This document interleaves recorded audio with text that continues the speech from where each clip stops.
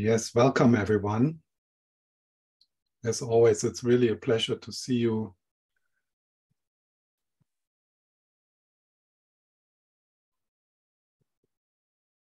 Familiar faces and I think some new faces as well.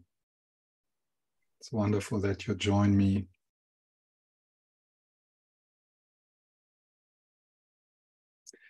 And in the text, we are still in the section on the 6 parameters. And today we will look into verse 28, which is the parameter of joyous effort. So I would like to explore today how to bring more joy into our practice, but also how to canalize the joy of daily life into our practice. So both how to use joyous energy as practice, and also how exploring what are the saboteurs, the processes within us which take our energy away in our practice. How can we work with that? And then, of course, we also have to look into how does this practice of joy, let's call it the practice of joy, how does that become a parameter? So as with the other parameters, what turns the practice into a parameter, into a perfection, is the wisdom of emptiness, the wisdom part. So we have to look into that as well. But before I start to talk, let's take some time to settle in present moment awareness.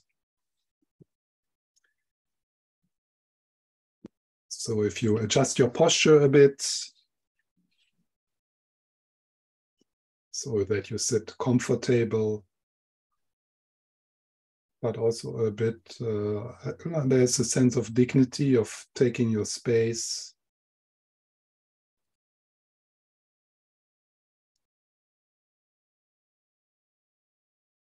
And we take a few moments to become aware of our body.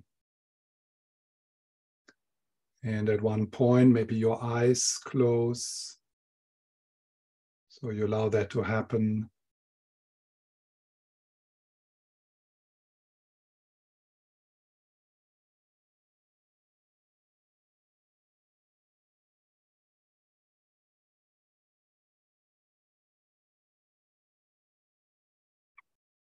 And there's a shift from the head into the body, from a thought-based way of being here to a more presence-based, a more body-based way of being here.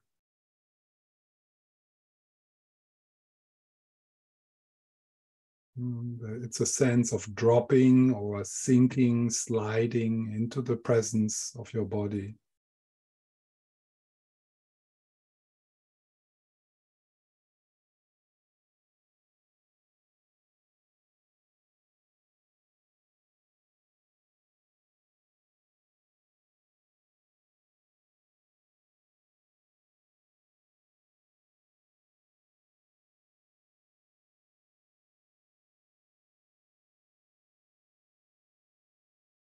It might be that the flow of the in and out breath can support you in this shift, changing gear, a shift from doing to being.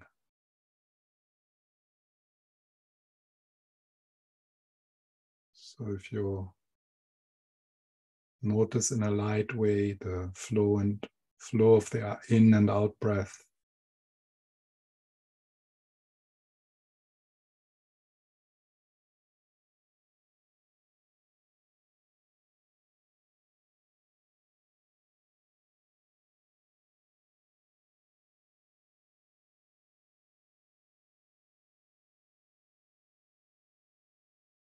And with the out breath, there's a possibility of softening, of opening, of letting go.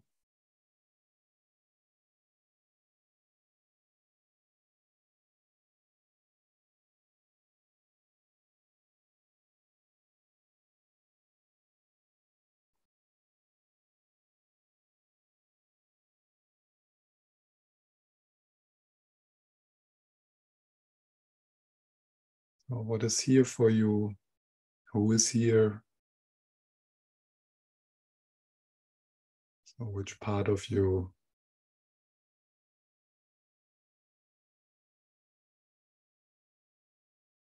And the idea is to welcome the guests in the guest house of the body, to welcome how you feel in this moment.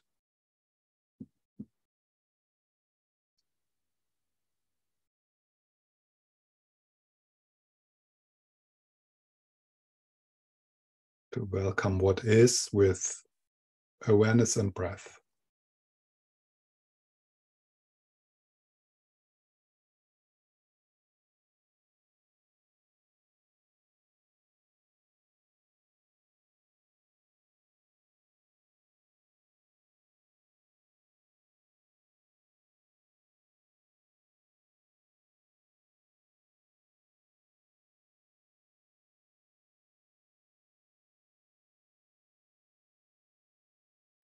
And you might notice that you lose a bit of interest in the radio station of the narrative self.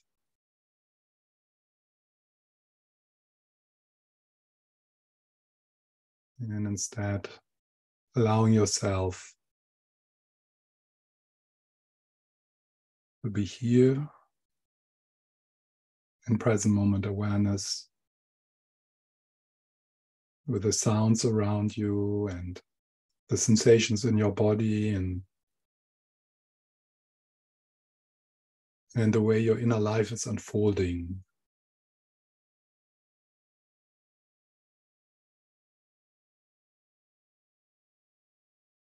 The past is recognized as only existing in thoughts.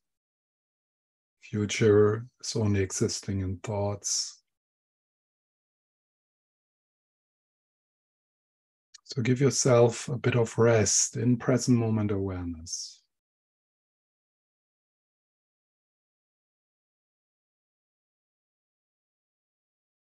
And as Lama Yeshe says in his book, The Transformation of Desire, in this moment we have everything available in order to be complete. Present moment awareness is always complete, whole.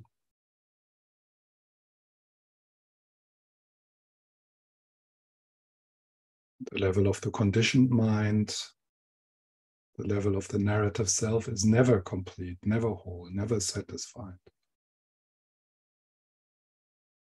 So give yourself a rest. Could you allow yourself to rest in the midst of your experience as it is? It's a bit of a shift. Less attention to the samsaric mind, more attention to vastness, to spaciousness, to stillness.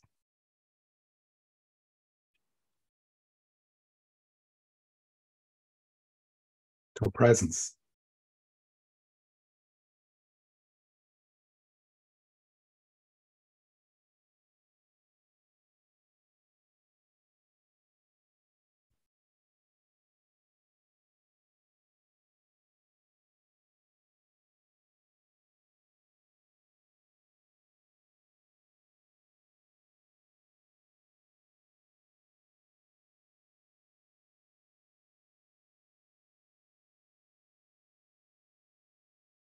So there can be a bit of anchoring with the breath or with another sense, felt sense in your body.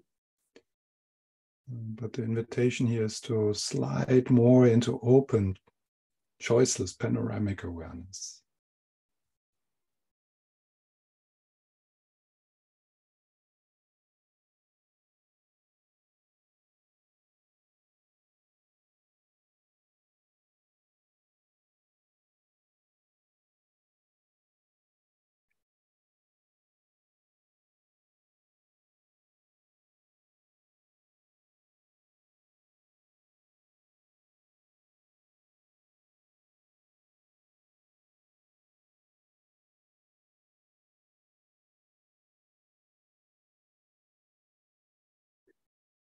And let's also appreciate that we are doing this together as a group.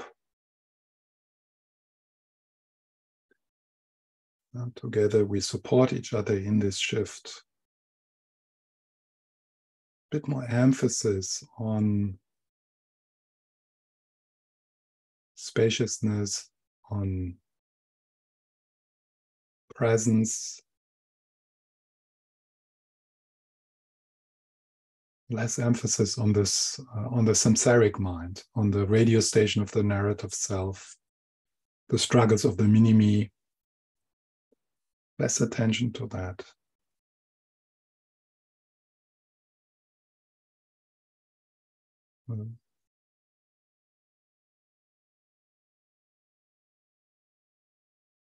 Leaning into a thought-free space. Not that the thoughts stop, but you might become aware of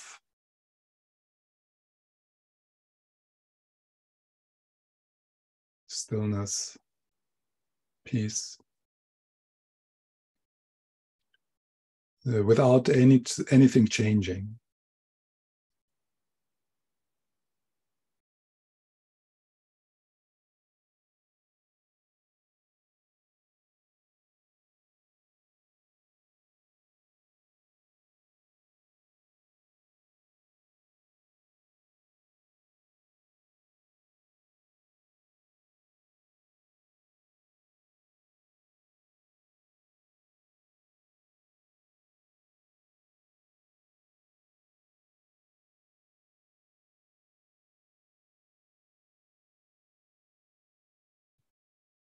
Gravitate towards your heart.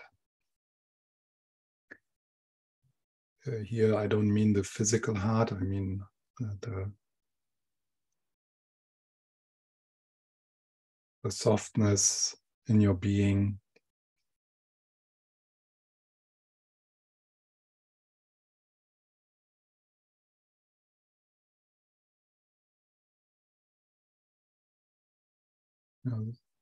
That which you long to uncover.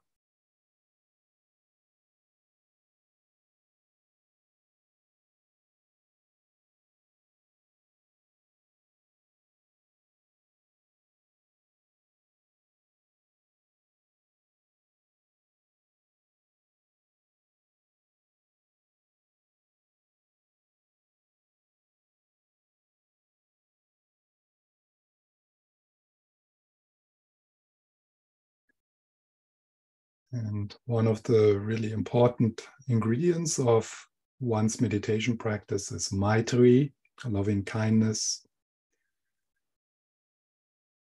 And we can invite this quality into our virtual temple here, into our virtual Gompa, by inviting symbols like the Buddha, His Holiness the Dalai Lama, Lama Zopa, Tara, Jesus.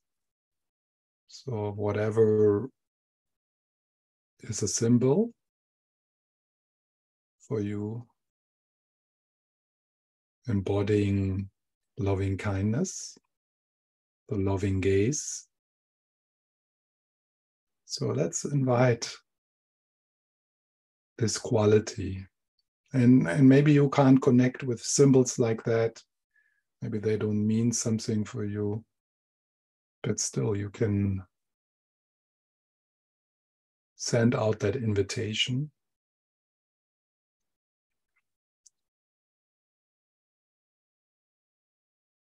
in this quality, it comes like angels, yeah, and filling the space around you, and filling this virtual gompa with light, with love, with kindness.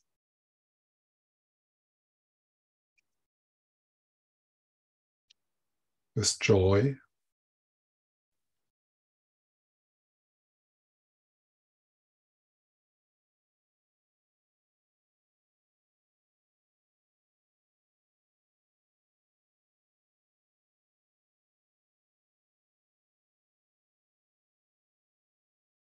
Not only in front, but also from below and above and from behind, as if you were bathing in the sun.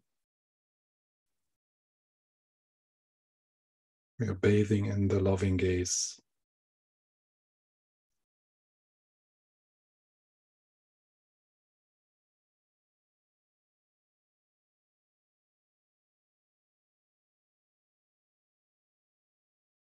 So that whatever arises within you, the pleasant and the unpleasant, the difficult and the beautiful, comes and goes within a field of light, a field of loving presence, a loving gaze, the smile of Tara.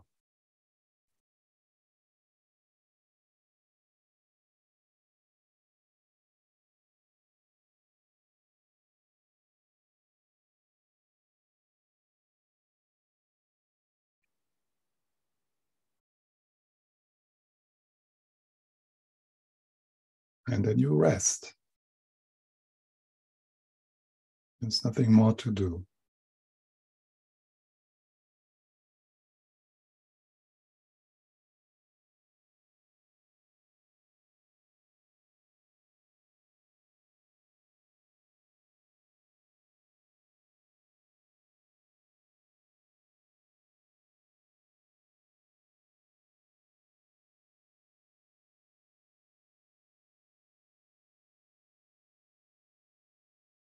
And only when you get caught again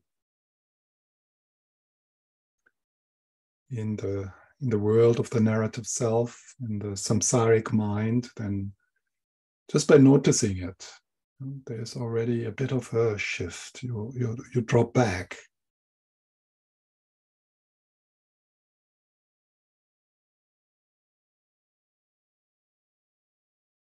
And you can also appreciate how the narrative self tries to seduce you. How there's processes happening which try to bring you away from just being.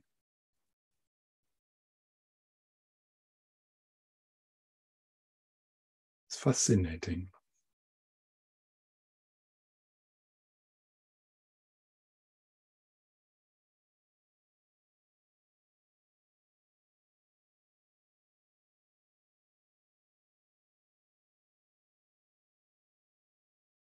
How would it feel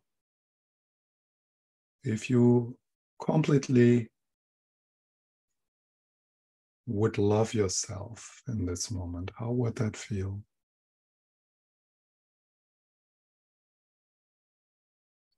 How would it feel if you would completely accept, radically accept who you are and what you're experiencing? How would that feel? And see if this question can invite you into a further step. You can't force that step, but maybe this question can invite that step into more relaxation, into more peace. How would it feel when you completely, with your whole heart, would love yourself?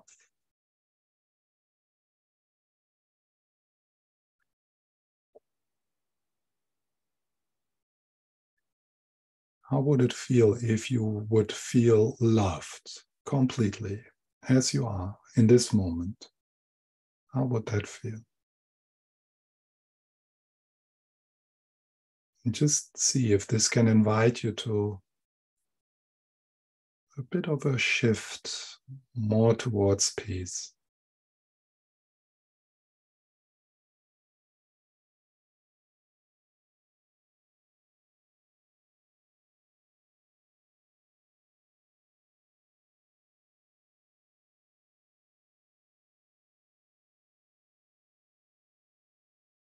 How would it feel if you would be completely in love with yourself?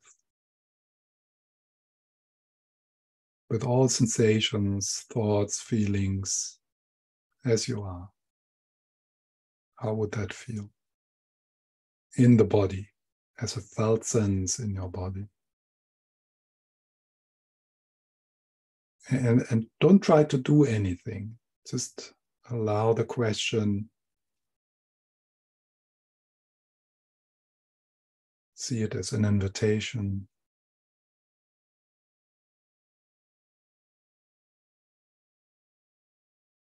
How would it feel if you would love yourself as Jesus would love you, or the Dalai Lama, or Lama Zopa?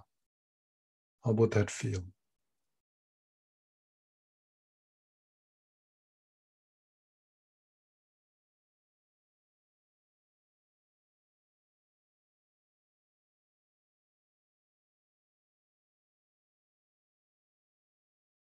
And let's appreciate that we are following this invitation together as a group.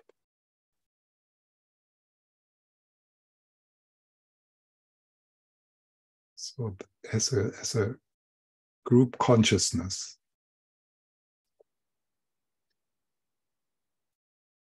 So that whatever little move you make affects everyone else.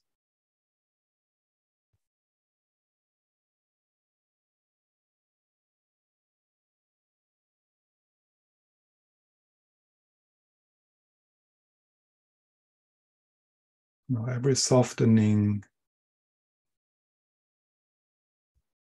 every forgiveness, every letting go affects all of us here in this meeting.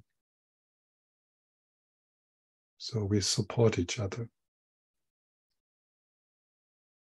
That is possible because we are not separated.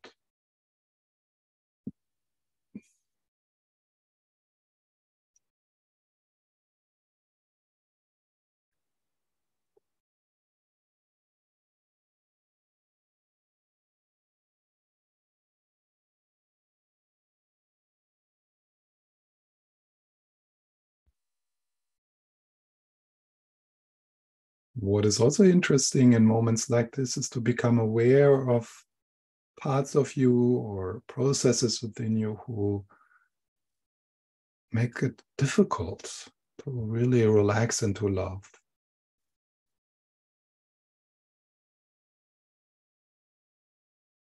So I can't be completely in love in this moment because. So just notice what is that? What comes after because? And just let that be.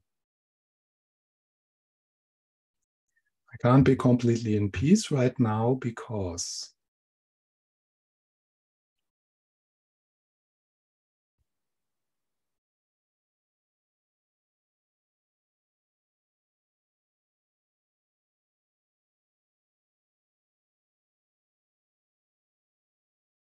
And just notice.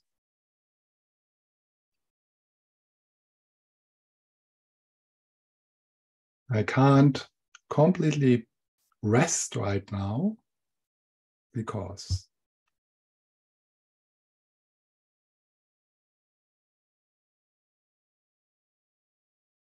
And allowing, accepting, letting be.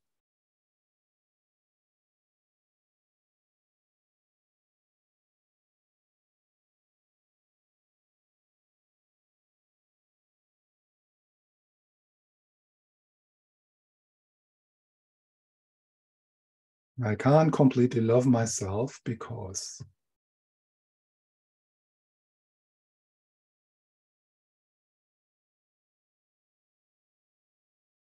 And then you let go.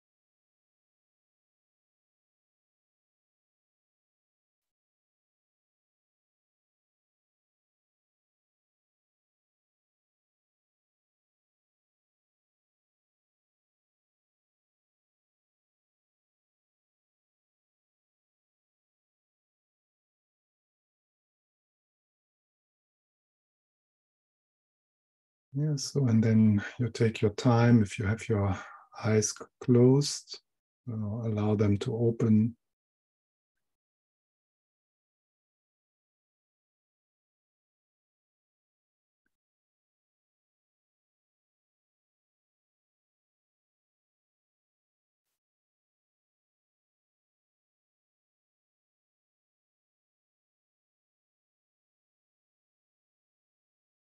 So if you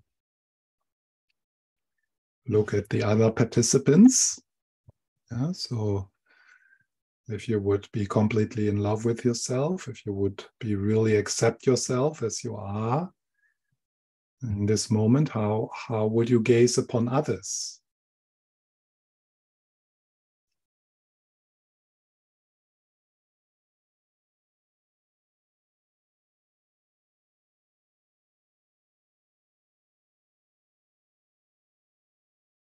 And there's this preciousness that we are doing this together now. So something in us, in all of us now gravitates to essence love, to bodhicitta.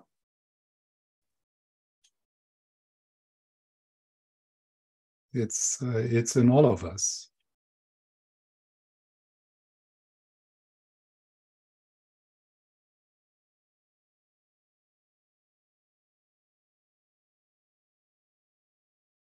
So this inner beauty is in all of us.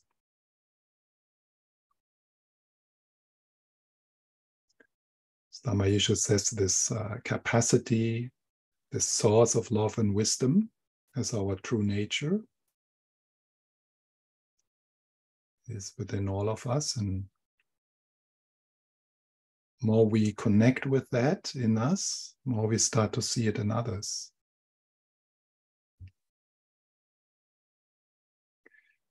So you can actually start to feel loved by others, even if they don't act like that.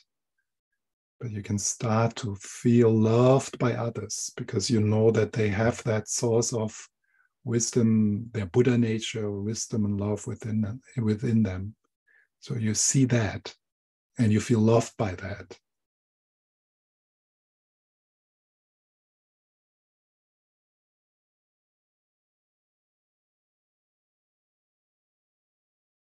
The narrative self wants to project being not being seen, being being criticized.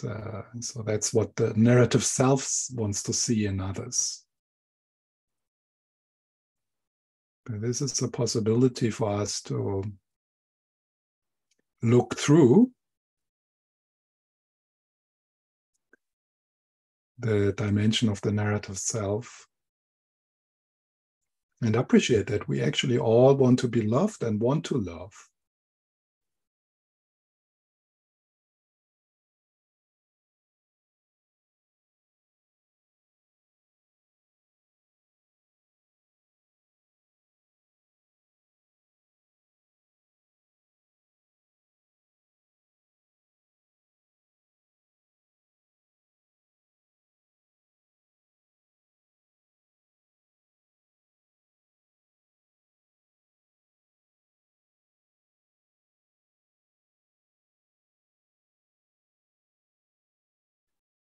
And again, as I said in the meditation or invited you to be curious about, be also aware what seems to sabotage that.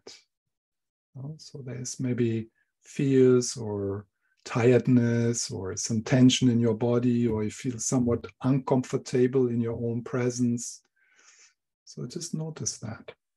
That's also here.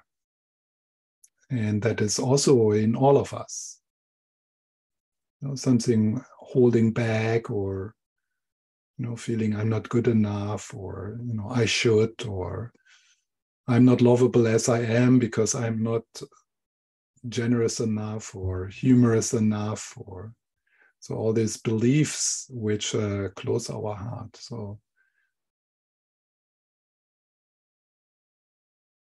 just be lovingly aware of those also.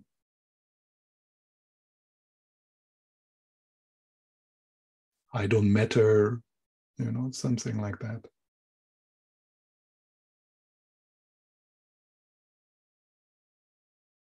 And it can make you tender, tenderness. When you start to see that we all do that. We all do that. We all create this disconnection from the love we actually want to bring into the world, because we have been hurt.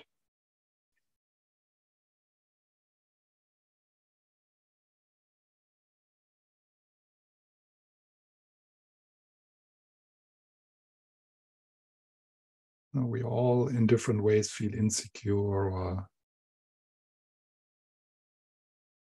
we all put up a show, wear masks.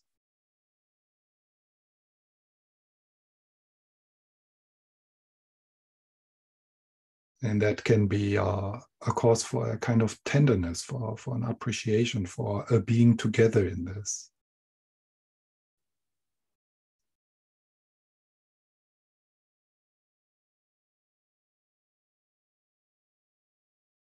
So we can a bit move from a sense of disconnectedness to connectedness.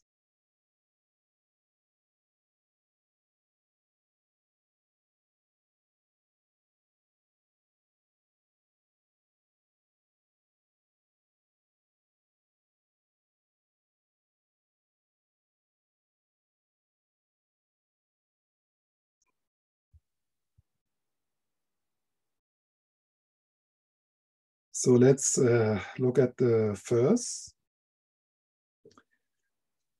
28.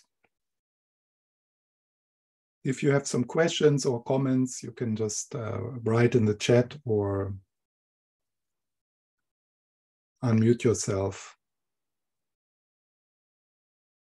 Listeners and solitary Buddhas, working only for their own welfare, practice as if their heads were on fire. So I don't know if you're aware of this categorization of different intentions in your practice. So, and I don't want to go into that, but listeners and solitary Buddhas, so people who whose main intention is for self-liberation. So even because their sole intention is to liberate themselves from suffering, they practice as if their heads were on fire. So I don't know if that is a helpful symbol for us. I don't know how you feel about practicing as if your head is on fire. It sounds a bit like panic or frenzy way of practicing.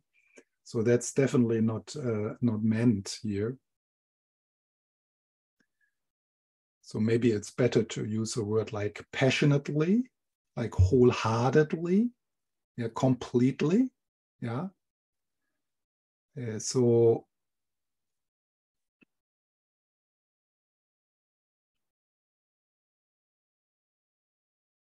it's like a reflection upon, and that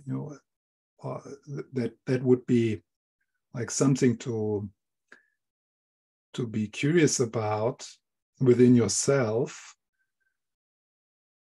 How much of your life's energy goes into uncovering the source of love and wisdom in your heart, and how much of your life's energy goes still into the samsaric mind, into the materialistic world, into finding safety in possession, in reputation, in samsara. Yeah.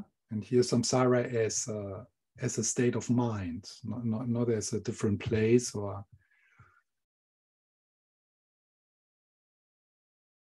so the invitation here is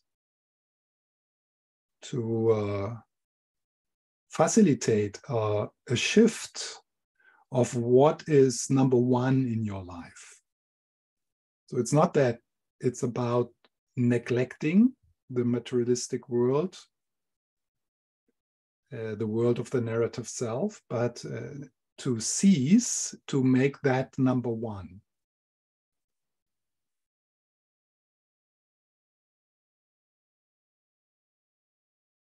So if it's number one at one point, meaning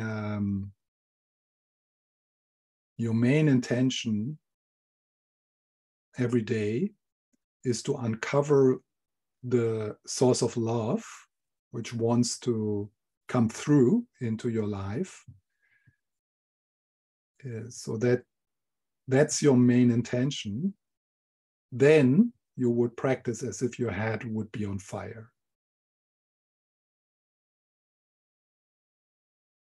And that is a process, of course. There is time for a period of practice where you do it like as a hobby, or sometimes, or you meditate, you join a group once a week or something like that.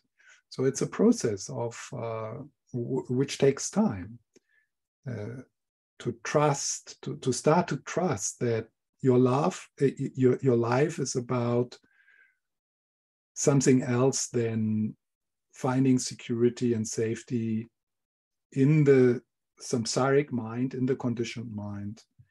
So there's more and more gravity towards awakening, towards awake awareness, to the freedom and peace which is already available in this moment.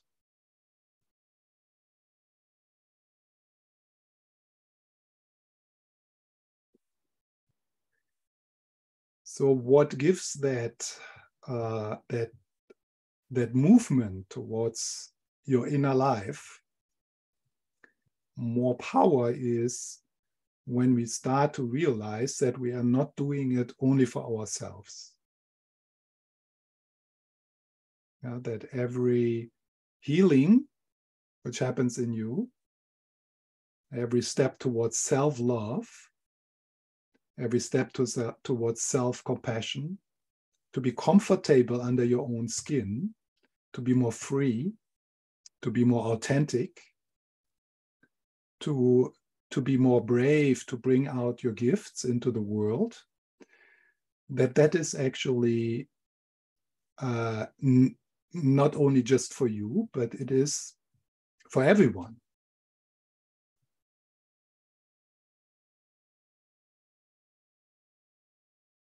So Tongme Sangpo says then, to help all beings, pour your energy into practice. Pour your energy into your practice. Are you doing that?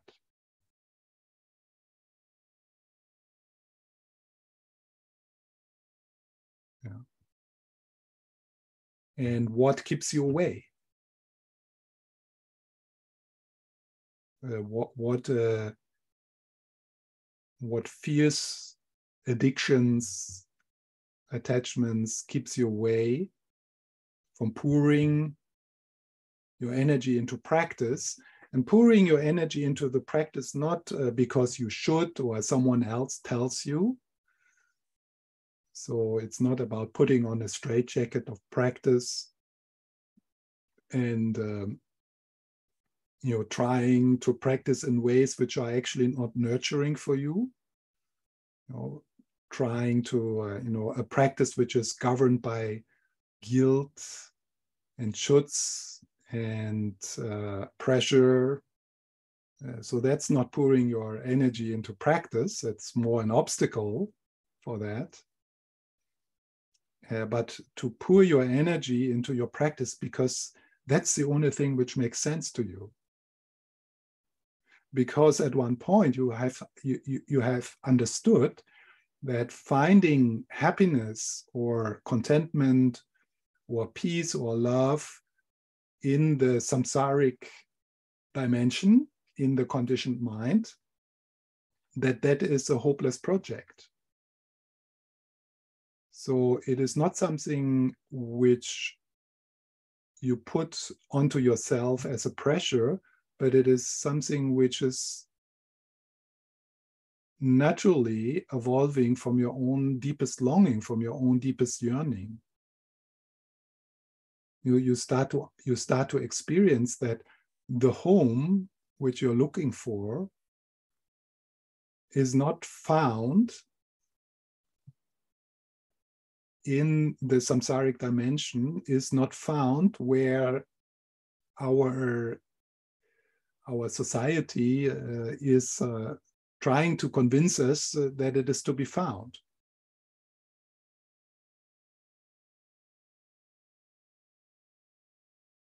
So are you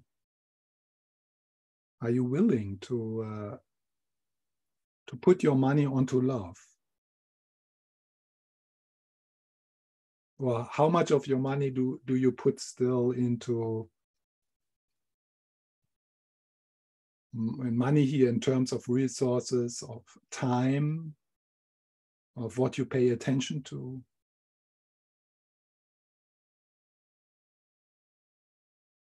So one purpose of coming together as a Sangha is to remind ourselves and connect with people who also start to put their money onto love. Because for many people, that's crazy. It's difficult.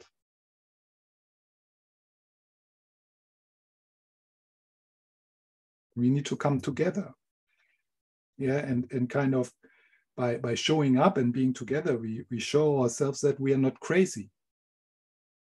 That actually the worldly mind, the samsaric mind is crazy. But we are still a minority. So that's why it's important to come together and feel supported by that. So of course, this doesn't mean most of us, we are not going to choose to be a monk or a nun and go to a cave and meditate. So it's not. So this is not saying we should neglect the materialistic world, but it ceases to be number one. Awakening becomes number one.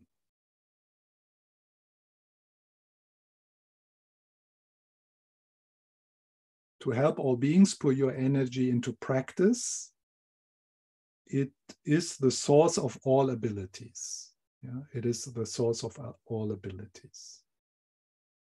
So in the sense, that's actually the source of what we are yearning for, what we are longing for.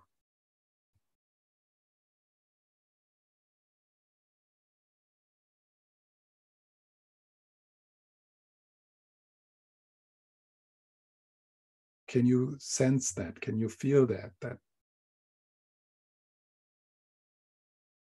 commitment? So when we feel that commitment to awakening to our heart, to our inner beauty, together, that's so important because we need that kind of reminder.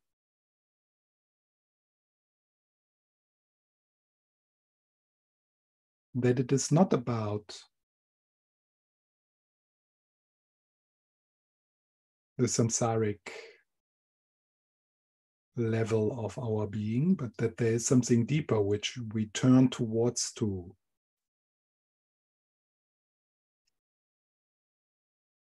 And confirming to each other that that is a sane way to do. That is a sane thing to do.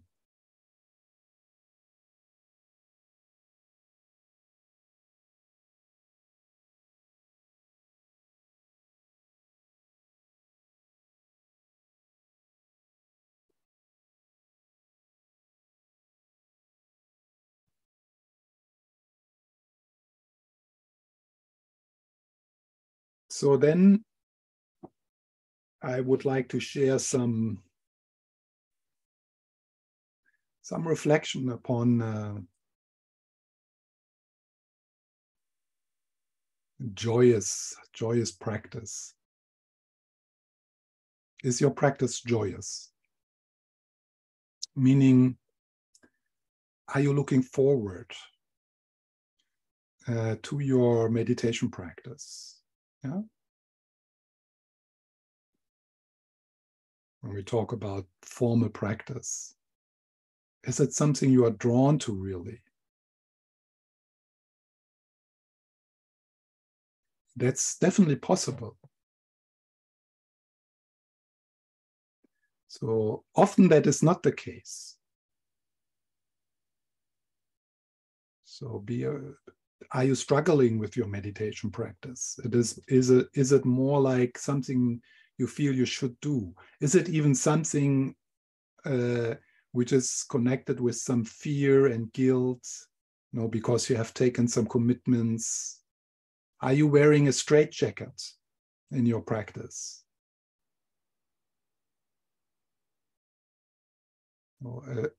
A meditation practice can be something like a spa, something like you're looking forward to a massage. Something where you are aware, oh, this is nurturing. That's something. It is something. It's a gift I give myself. If that is not the case, then it's maybe necessary to make some adjustments.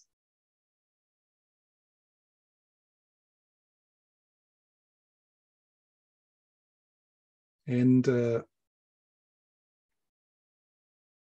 one of the things I would like to inspire you or encourage you is to be creative and brave in finding your own way to practice, and to honor your interest, your rhythms, what you need. Play with the instructions you receive in the different traditions. Make them meaningful for you.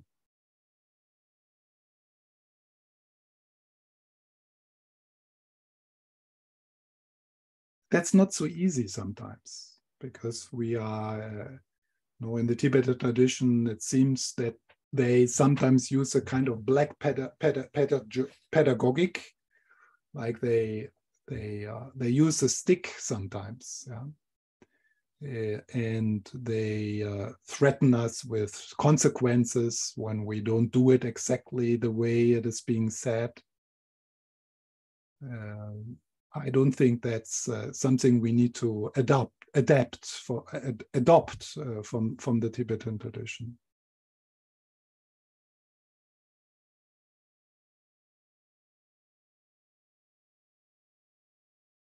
Find your own way, how you can go through your prayers, do your practices, say the mantras, whatever you're doing in terms of formal practice, so that it is something which nurtures your heart, which you enjoy to do.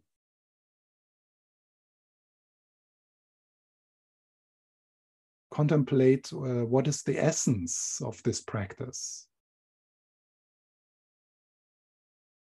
And for sure, more is not always better.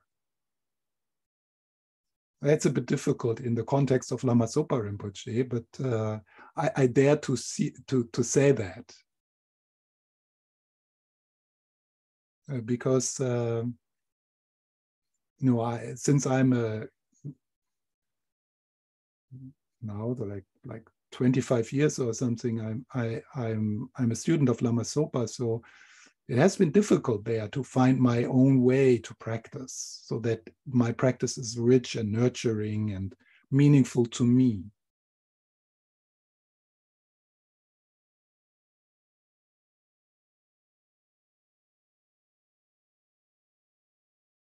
So if you develop that kind of practicing,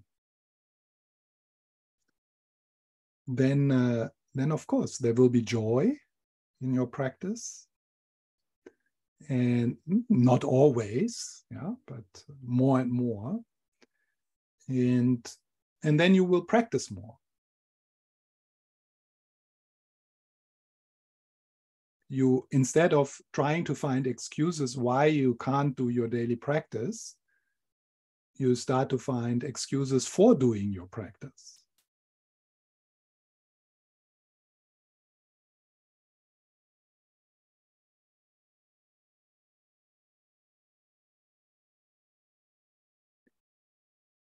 So the other thing I would like to encourage you is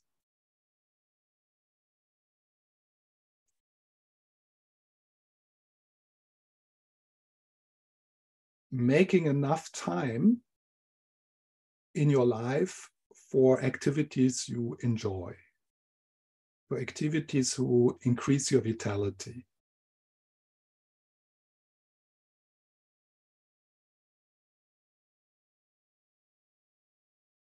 I meet too many people who start within in a tradition, who tend to drop things which they enjoy, like playing a music instrument, dancing, doing body work, doing fitness, painting,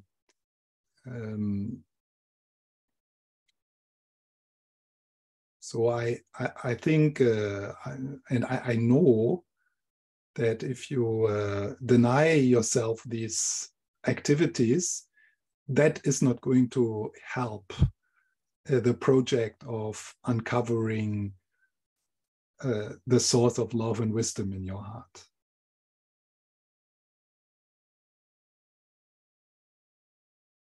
Continue to do things which are good for you. And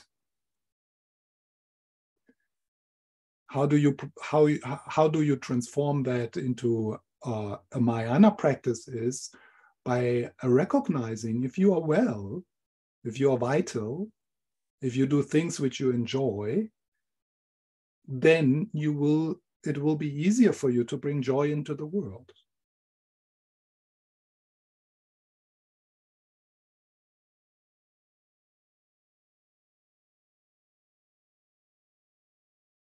That is actually one of the aspects of Tantra, is to learn to raise your vitality so that you can be of benefit for others. It's kind of a joke to try to be useful for others, to help others, without taking care of yourself. That's not going to work.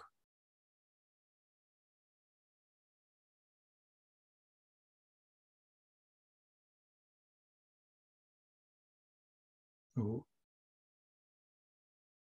gravitate towards pleasure, towards joy, things which make you happy. And do these things for the benefit of all.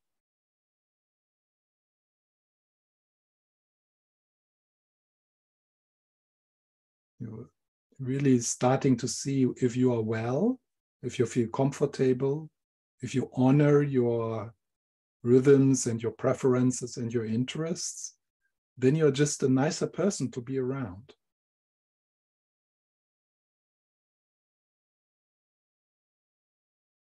And then you also have more vitality for your meditation practice. And here, meditation practice,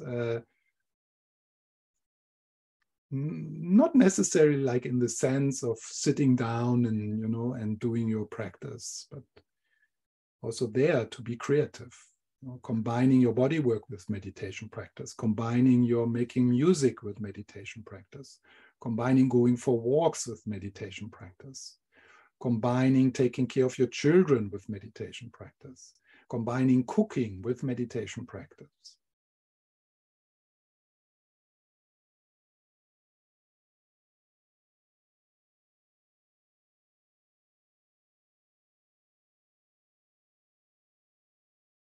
So now the last point I want to make today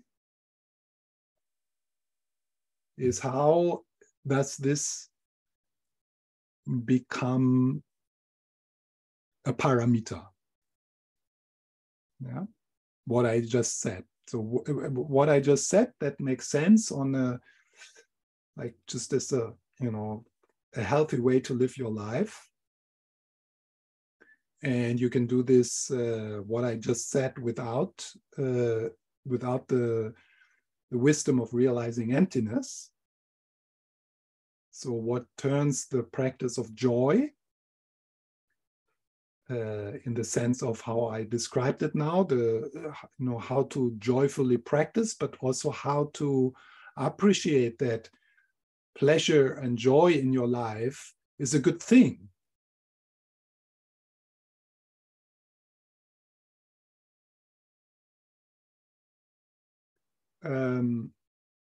And here, as Ken McLeod has a specific kind of Mahamudra approach to this. And it's the same as in the other verses. So those of you who have listened to other teachings in this series, so you know this shift. And he goes into that almost in every part of his commentary through the different verses. And I just would like to read that to you. To arrive at the perfection of energy, you have to take one more step. So that's now the step, the step, how to transform the practice of joy into the parameter of joy, into the perfection of joy. Ask yourself, who is it that helps beings? Who is it that helps beings? And look. Just look. As before, look and rest. So as before, in the other verses, look and rest. Rest in the looking. Look in the resting. At some point, the conceptual mind drops away and you see that while you help others in whatever way you can, there is no you there, nor are there any others.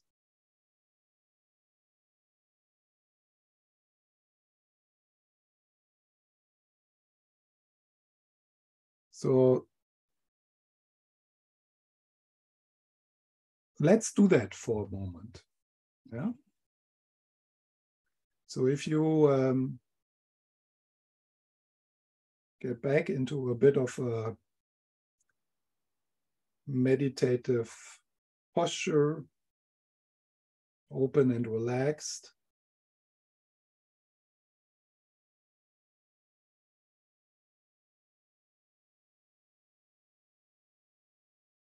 Softening and dropping back into your body.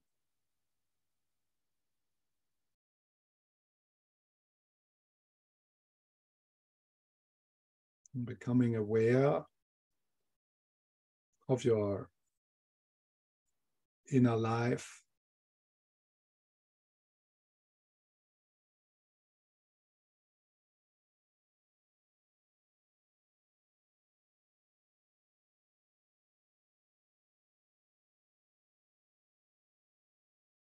And noticing if there's some tension or some discomfort. Just noticing the sounds around you.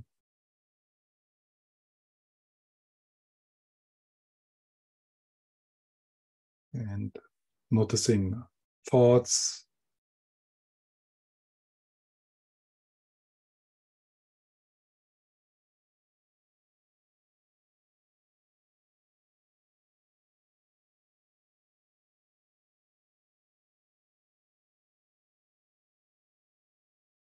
And appreciate that whatever you experience now,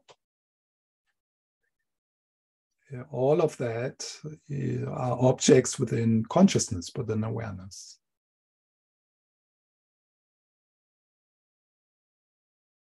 The sensations in your body, the sounds, thoughts, feelings, your mood, all these are objects of consciousness, of awareness.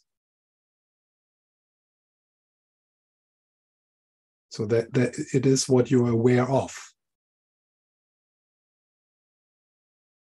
And some of it is pleasant, some of it is unpleasant, some of it is neutral. So the image here often is used of the clouds in the sky. So right now I'm describing clouds.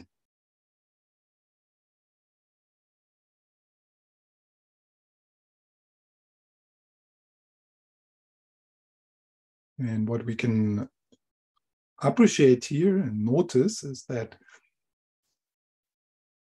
these clouds, they are impermanent, they are non-static, they move, they change.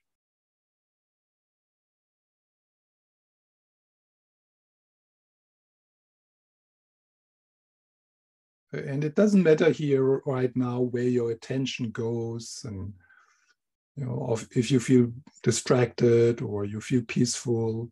So that doesn't matter here. Just acknowledge that you're noticing this level of your conditioned mind. Sem is the Tibetan word for that.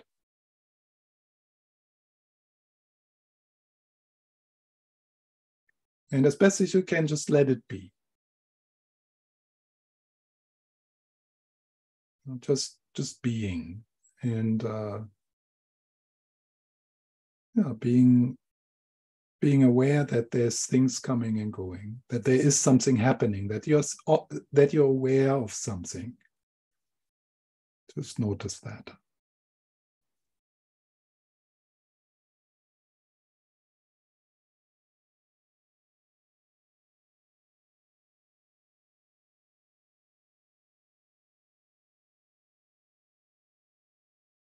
Yeah, and if you get lost, then you just ground yourself again in present moment awareness.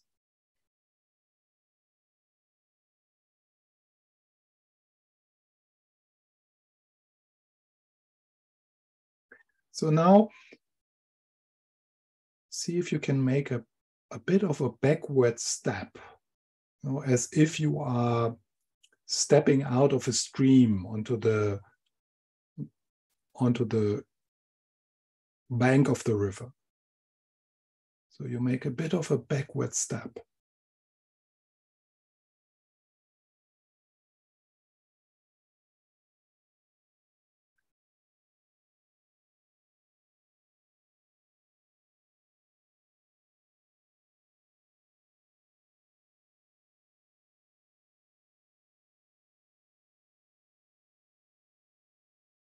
So there is that which is coming and going, like a river or clouds coming and going.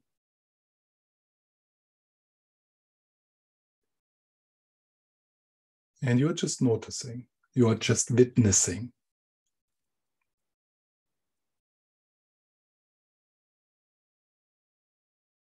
And that witnessing is without any effort.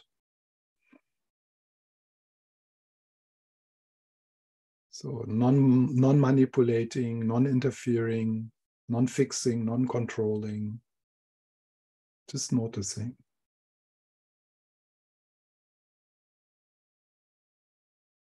As if you have stepped out of a river and it just flows. So a backward step.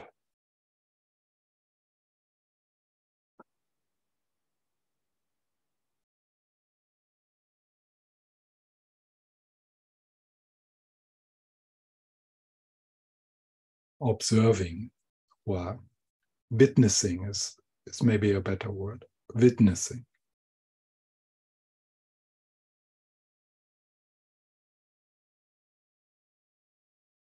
So when you witness the sensations in your body, the sense of self, the idea that you are attending a meeting here, you're witnessing being in a room, you're actually witnessing also being a human.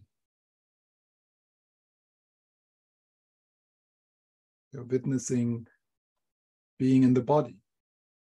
So that all that you witness. So you make a backward step. And again, a backward step. You're witnessing your name, your gender. You're witnessing time, place. All that you witness. So you continue to make a backward step.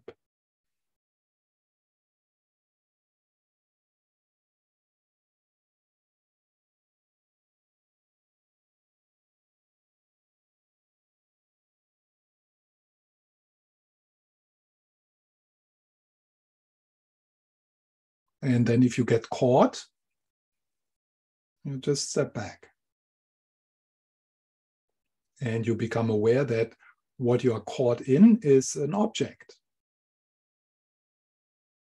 So you're witnessing that.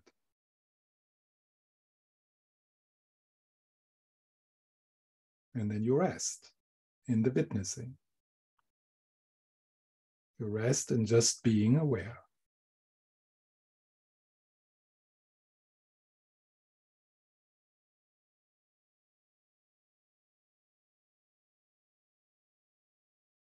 So now comes this next step. And don't worry if this doesn't make sense to you. This is something which you need to explore for a while, possibly. So far we were attentive to the content of our experience, right? We have looked at the clouds. We are witnessing the stream. Yeah?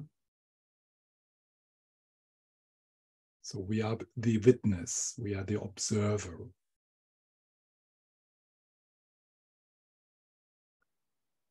So the next step here, and that's what Ken McLeod is pointing to, is the natural question which at one point arises is, okay, I'm aware of all these things. I'm aware of feelings. I'm aware of thoughts. I'm aware of sensations.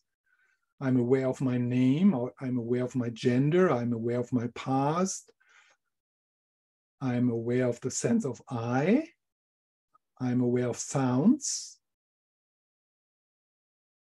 But who or what is that which is aware?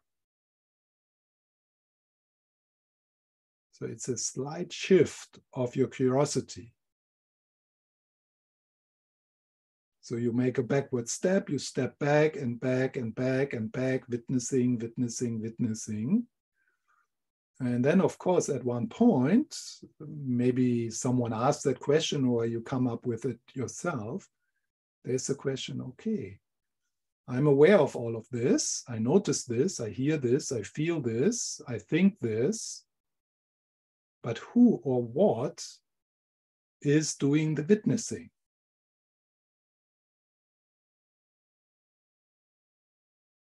So this step is also called to become aware of being aware, to become conscious about being conscious.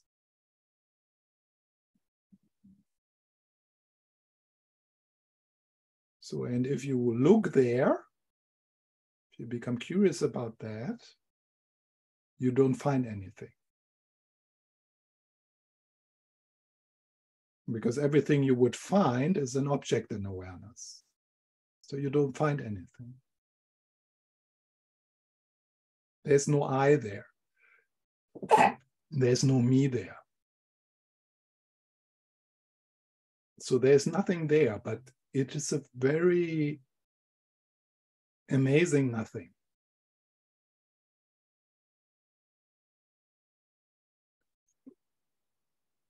It is a nothing which contains everything. It's a boundaryless, centerless nothing.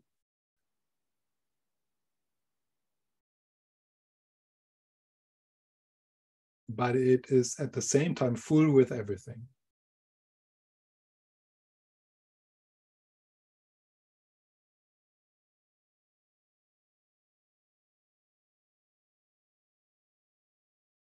And then you rest. As that.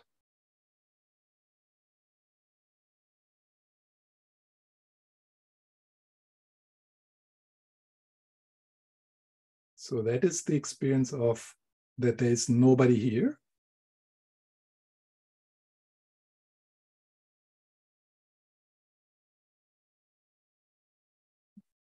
And at the same time, everything is here.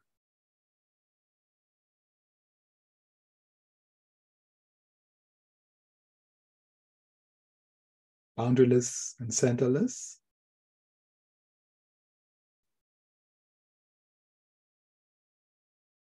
And another word for that is unconditional love.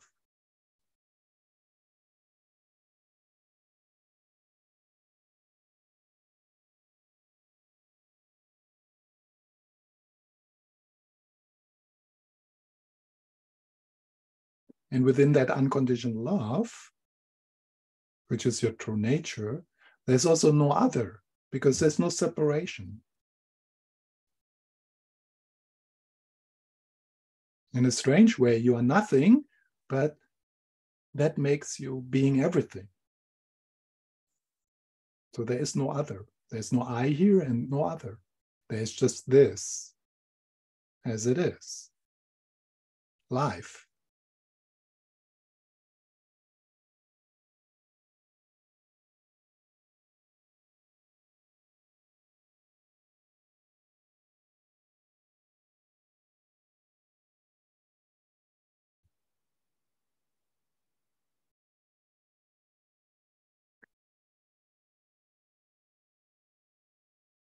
So then sliding out of this little exploration, take your time to open your eyes.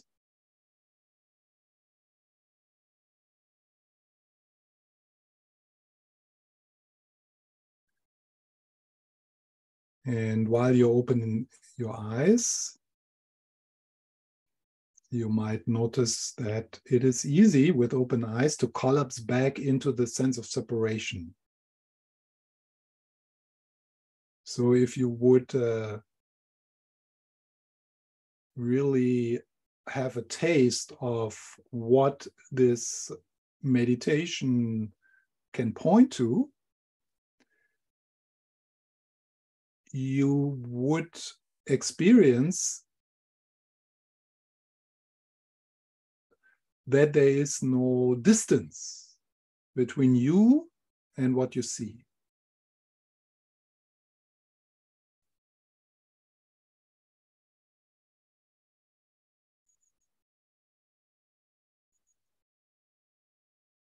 Probably most of us feel a distance, a distance from you and the computer. The computer is out there and I'm here. So that is the confused state. That's the dualistic distortion of reality.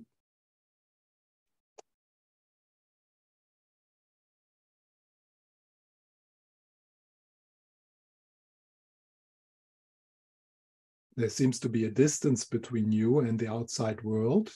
There seems to be a distance between you and other people.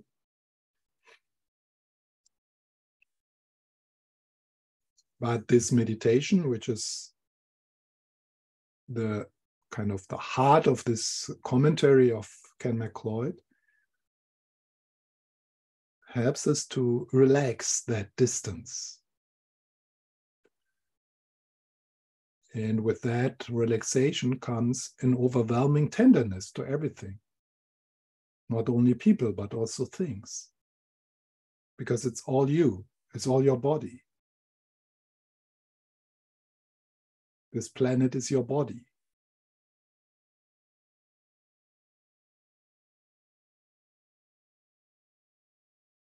Harmlessness is a natural response to that experience. You're becoming harmless.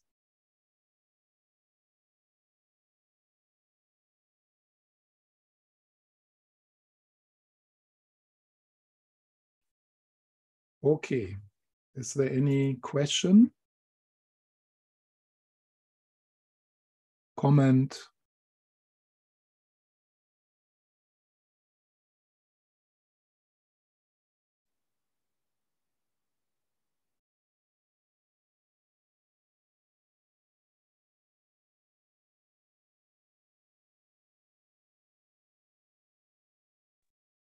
May I ask a question, Stephan? Yeah. You had made this comment a little while ago in the class about, tantric practice should increase your vitality. And I was wondering if you could elaborate on that. What increase? Tantric practice, like doing, should be increasing our vitality. And I was wondering if you would kindly elaborate a bit on that. Yes.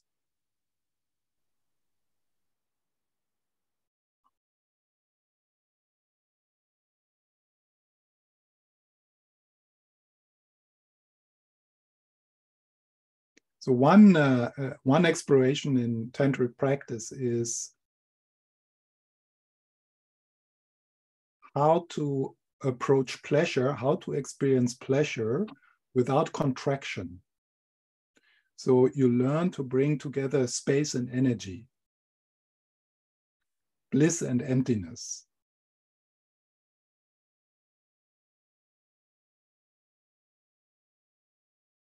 So in the Hinayana approach, which makes sense, so that would be the foundation of this kind of practice. Pleasure, in the same way of like anger, has a kind of bad reputation, right? Because it's like something dangerous, something to be avoided, because it increases our attachment. But the tantric approach is different. In the tantric view, attachment or desire and anger, they have a wisdom aspect. They are vital. They are energetic, right?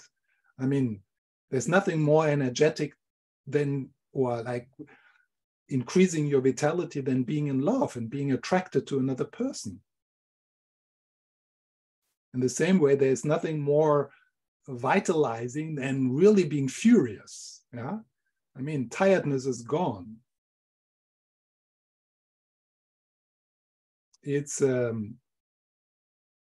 me. It's sometimes interesting for me, like in when I guide an evening meditation.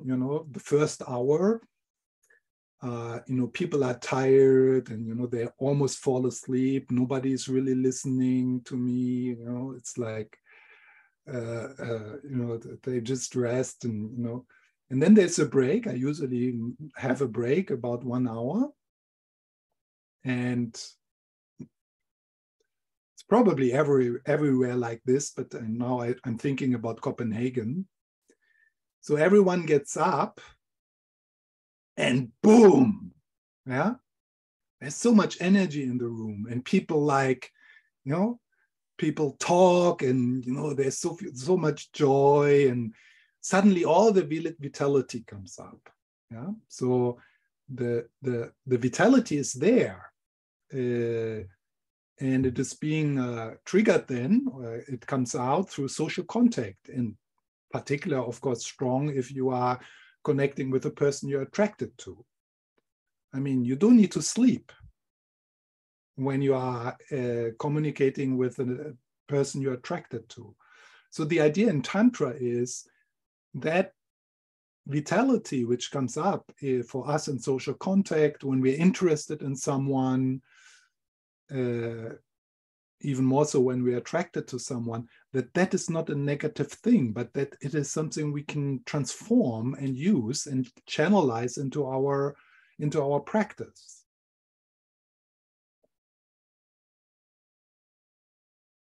And if you're familiar with the teachings on Tantra, there's these 4 stages of Tantra, starting with Kriya Yoga, going up to highest Yoga Tantra, and the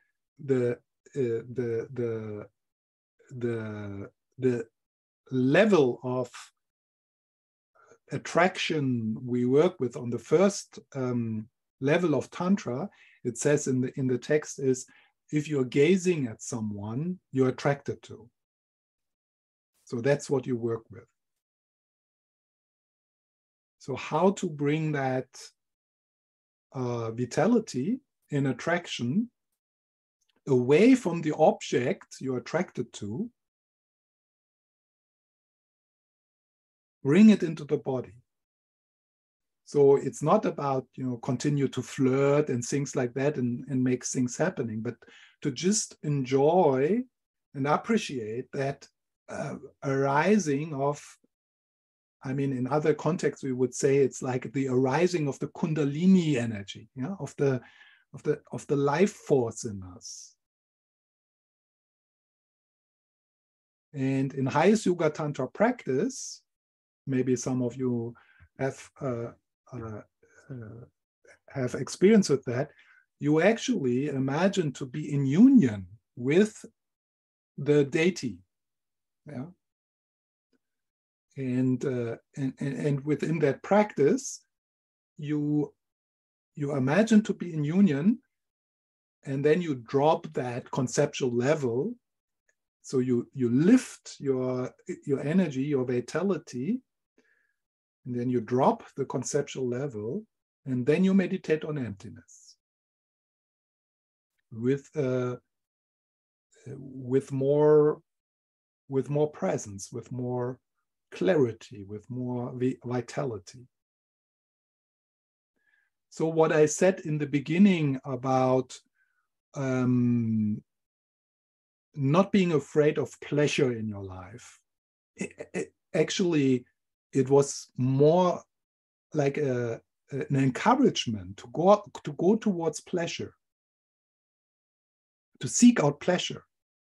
So on the Hinayana path of practice, you are supposed to avoid pleasure. And that makes sense, because you know how it is.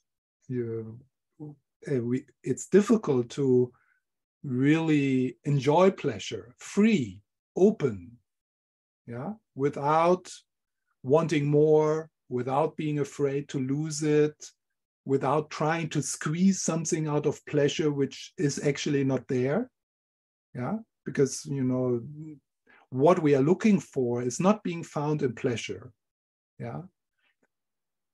So in Tantra we learn that it is possible to actually enjoy beauty, enjoy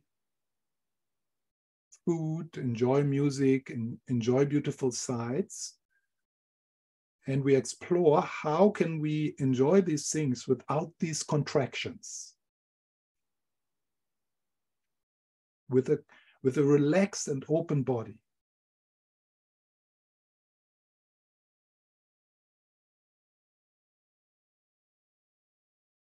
Thank you, Stephan. And I also wanted to thank you for your earlier comments about making our practice not be mechanical and not sort of get stuck in the formula and the recipes. So, and I also wanted to say I appreciate it because you actually said it in some earlier classes, and it made so much difference in my own practice to be able to make it something I look forward to, as opposed to, that heavy feeling I have to do it. I made a commitment. So thank you so much. This is something which maybe is worth to kind of discuss more in depth. Also, like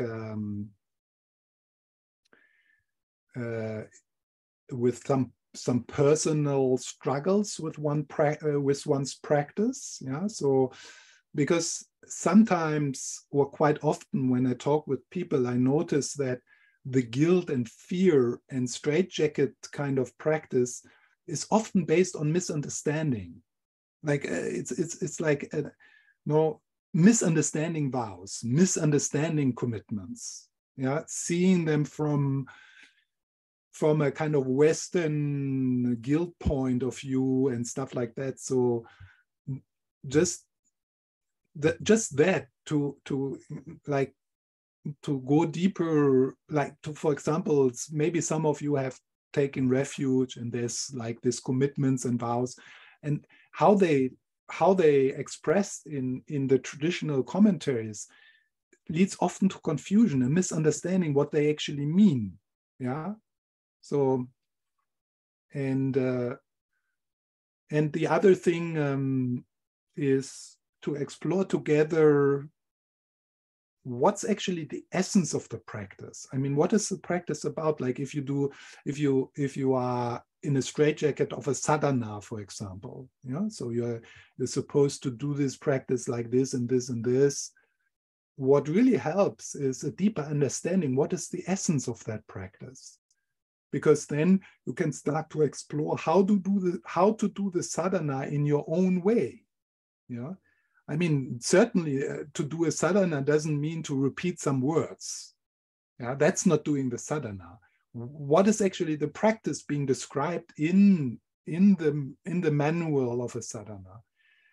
And then you can fill it with your own words, with your own content. It's very important. It's really not necessary for us to practice what I call the straitjacket. I guess that gives you a sense what I mean. Like we can put ourselves sometimes into a straitjacket of a practice, which is actually not our practice. It's something which worked for other people, which worked for the teacher, which worked for another culture.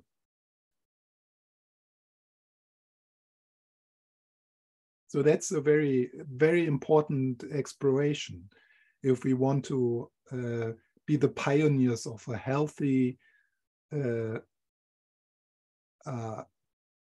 Tibetan practice, which is actually nurturing the Western soul instead of making it more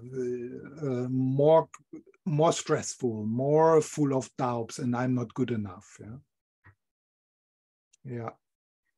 I think, Ali, you wanted to say something? We have to stop soon, but. Thank you for this continued discussion.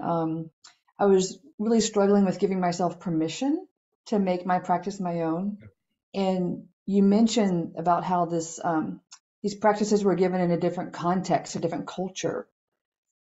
So the thought came to my mind, which suddenly gave myself permission, which was, oh my gosh, these practices were developed in these learning institutions with young boys with hormones and vitality raging. Right. Yeah. So of course it's all about containment but I'm an adult. Yeah. I'm in a very different place mentally, contextually. Yes. So I need to make it my own. Yes. So thank you. Absolutely. Yeah. And one thing I want to add to that, it's very good what you say. It's coming from a culture where everyone grows up with the view of Buddha nature. That's a huge difference. like if we are in the trance of unworthiness and something is bad inside of me and things like that, we hear the teachings in a very different way than someone who really just naturally feels, basically, I'm sane, basically, I'm good, basically, nothing can really happen to me because there's Buddha nature. It's very different when you tell that person something a bit like this, you know, because you are wild and you are mountain, you come from a mountain family. Yeah. So then someone says like something like this and threatens you a little bit. Yeah. It doesn't, it affects that young boy in a very different way than a young American woman. Yeah. Okay. So let's take just a moment of sharing and radiating the positive energy of this meeting. Yeah. And that makes sense because we have connected with an experience of boundarylessness, of connectedness. So we can really feel how our good intention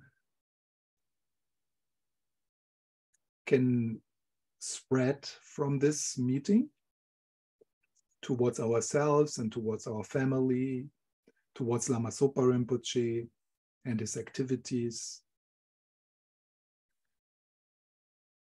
And maybe you have particular people in mind in your heart right now. So you invite them into this space, wishing them well. So, and then extending that, you know, may all beings be happy. And may people everywhere look after each other. And may people everywhere awaken to their true nature, especially the ones who are in power. Maybe we can make a particular prayer to that. You know? So we of course, everyone, for everyone, but maybe a particular prayer to the people in power, to the politicians and so on. May they awaken to their true nature. May they awaken to the goodness in their heart.